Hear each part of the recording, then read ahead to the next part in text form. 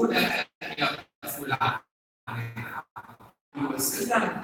تقول رابعة العدوية رحمه الله عليها: جعلتك وأبحت جسمي من أراد فلوسي من الفؤاد قلبي في الفؤاد أنيسي.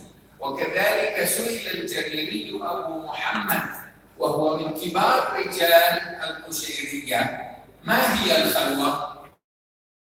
سئل فقال: أن تدخل الزحام بين الناس ولا يزاحمونك في سرك. روحك لا تتوجه إلى الخلق، ولكن جسدك وحواسك تتعامل مع الخلق.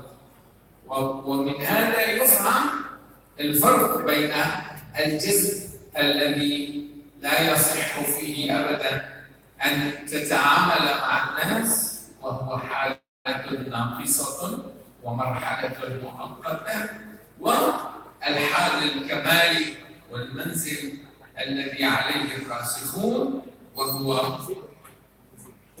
وهو الفرق النوراني. وينتهي الإشكال بهذا الجواب. بقي أن نجيب على